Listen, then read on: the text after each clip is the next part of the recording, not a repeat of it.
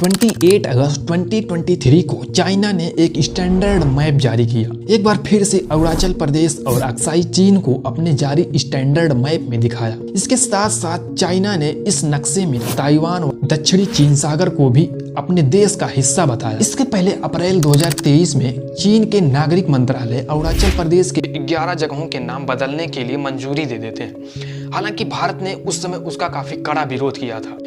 चीन यह भी दावा करता है कि वह अरुणाचल प्रदेश के एरिया में लगभग 90,000 किलोमीटर पर कब्जा कर लिया है। हालांकि भारत ने इतना जरूर कहा है कि चीन पश्चिमी अक्साई चीन वाले एरिया पर 38,000 वर्ग किलोमीटर एरिया पर अवैध रूप से कब्जा कर रखा है। सच तो यह है दोस्तों, अरुणाचल प्रदेश को चाइना ने कभी भी भारत के राज्य के तौर पर मान्यता ही नहीं दी।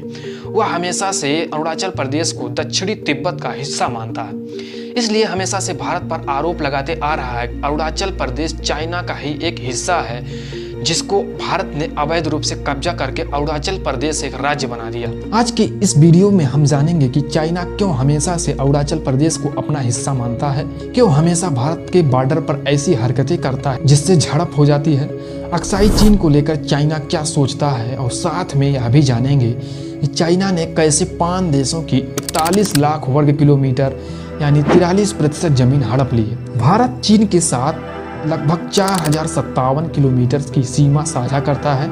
इसमें भारत के 5 राज्य की सीमा से जुड़े हुए हैं: जम्मू कश्मीर, हिमाचल प्रदेश, उत्तराखंड, सिक्किम, अरुणाचल प्रदेश।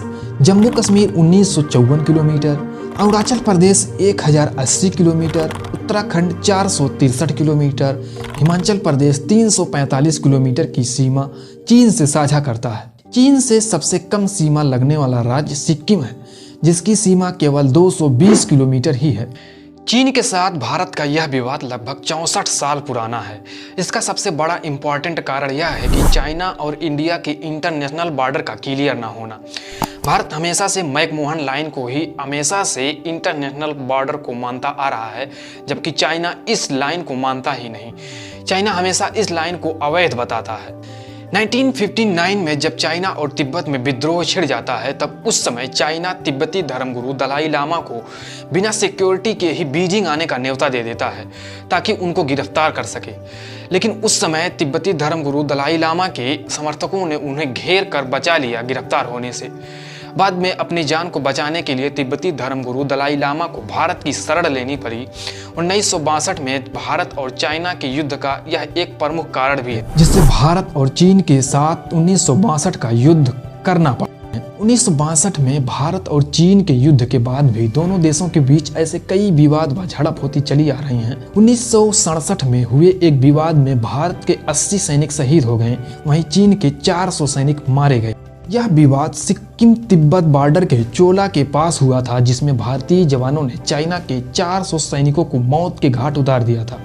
1975 में चीन ने अरुणाचल प्रदेश के तुलुंगला में असम राइफल्स के जवानों की पेट्रोलिंग टीम पर हमला कर देता है, जिससे उस समय भारत के 4 जवान शहीद हो जाते हैं। 1987 में भारत और चाइना के बीच तवांग के उत्तर में समदोरांग चू इलाके में विवाद हुआ था। बाद में बातचीत के बाद यह मामला शांत हुआ।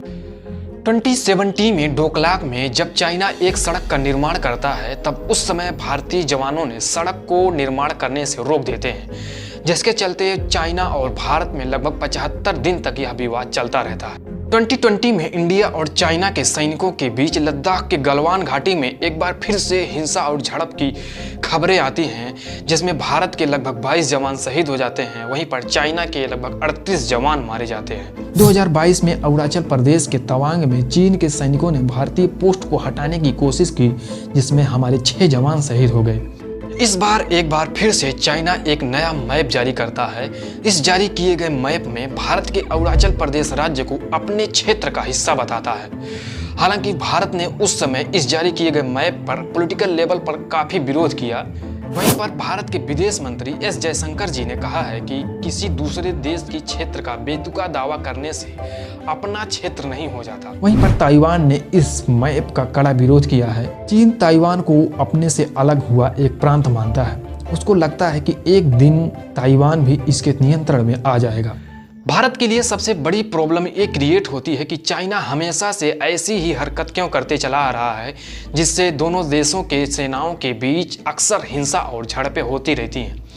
इसका जवाब ताइवान के विदेश मंत्री जोसेफ वू के इस बयान से साफ साफ दिखता है। इनका दावा है कि चीन ताइवान को डराने धमकाने के लिए अपनी सैन्य ताकत बढ़ा रहा है। इनका कहना है कि यह विवाद यहीं तक नहीं सीमित है, वह पूर्वी व दक्षिणी चीन सागर में ग्रेन जो एक्टिविटी के जरिए अपनी शक्ति का विस्तार करना चाहता है, ताकि आने वाले समय में हिंद महासागर में अपनी सेना का इस्तेमाल कर सके। यहाँ पर ग्रेन जो का मतलब एक ऐसा स्थान है जहाँ से युद्ध का प्रारंभ हो सके। चाइना का प्रॉब्लम ताइवान नहीं है, चाइना का मेन प्रॉब्लम इंडिया है, इसलिए इंडिया को चारों तरफ से घेरना चाहता है। इस मुद्दे को लेकर कांग्रेस के सांसद राहुल गांधी जी ने भी इस पर सवाल उठाया है। उनका कहना है कि मैं सालों से कहता चला आ रहा हूं कि चाइना ने हमारी जमीन हड़पी है, लेकिन सत्ता पक्ष के लोग इस पर कोई भी जवाब नहीं दे रहे हैं। जो प्रधानमंत्री ने कहा है कि लद्दाख में 1 इंच जमीन नहीं गई है, ये सरासर झूठ है।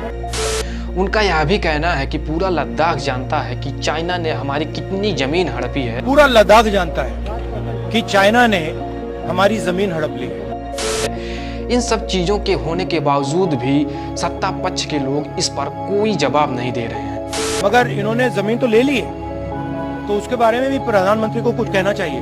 रूस और कनाडा के बाद चाइना विश्व का तीसरा सबसे बड़ा देश है। इसका कुल क्षेत्रफल 97,06,961 वर्ग किलोमीटर है। इस कुल क्षेत्रफल में चाइना ने लगभग 43% जमीन दूसरे देशों से हड़प ली है। आइए जानते हैं चाइना ने किन किन देशों से इतनी जमीनें हड़पी हुई हैं। चीन ने पूर्वी तुर्किस्तान पर 1949 ईस्वी में कब्जा कर लिया था, जिस जगह को चाइना अपना शिनजियांग प्रांत बताता है, जिसका क्षेत्रफल ईरान जैसे देश के बराबर है। 1915 में चाइना ने तिब्बत पर हमला करके उसके पूरे क्षेत्रफल पर कब्जा कर लेता है, जिसका क्षेत्रफल लगभग अफ्रीका जैसे देश के बराबर था। द्वितीय विश्व युद्ध के बाद चाइना ने इनर मंगोलिया के ऊपर भी आक्रमण करके उसके पूरे क्षेत्रफल पर कब्जा कर लेता है, जिसका कुल क्षेत्रफल लगभग कोलंबिया जैसे बड़े देश के बराबर था।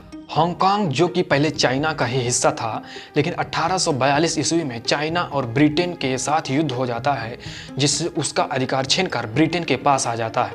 हालांकि बाद में 1997 ईस्वी में ब्रिटेन ने हांगकांग को वापस से चाइना को सौंप देता है। चाइना की फिर से एक बार नज़र ताइवान पर है, लेकिन ताइवान को पहले से ही अपने क्षेत्र का हिस्सा मानता है। इसका भी एक प्रमुख कारण है। 1949 में चीन में गृह युद्ध छिड़ जाता है, जिसमें माओ त्से तुंग की कम्युनिस्ट पार्टी कामितांग की पार्टी को हरा दिया था। हार के कारण कामितांग ताइवान चले जाते हैं, जिसमें चीन का नाम पीपुल्स रिपब्लिक ऑफ चाइना पड़ जाता है और ताइवान का नाम रिपब्लिक ऑफ चाइना पड़ जाता है। इसी कारण चीन दावा करता है कि ताइवान भी उसका क्षेत्र है, जबकि ताइवान अपने आप में एक स्वतंत्र देश मानता है। आने वाले समय में भारत चाइना को कैसे हैंडल करेगा, इसको भारत सरकार को जरूर सोचना चाहिए, क्योंकि चाइना अपने आदतों से बाज आने वाला नहीं है और चाइना यह भी जानता है कि भारत बैठने वाले देशों में से नहीं है, वह कभी भी कुछ भी कर सकता है। एशिया के दोनों ताकतवर देशों के पास परमाणु हथियार है, लेकिन दोनों देश यह नहीं चाहेंगे कि यह स्थिति कभी आए, लेकिन इसका जवाब भारत को एक बार दे ही देना चाहिए। आपकी जवाब क्या है, आप अपनी राय कमेंट बॉक्स में जरूर दें और चैनल पर यदि नए हैं तो सब्सक्राइब जरूर कर लीजिए। फिर मिलते हैं एक ऐसे ही नए वीडियो के साथ, तब तक के लिए नमस्कार।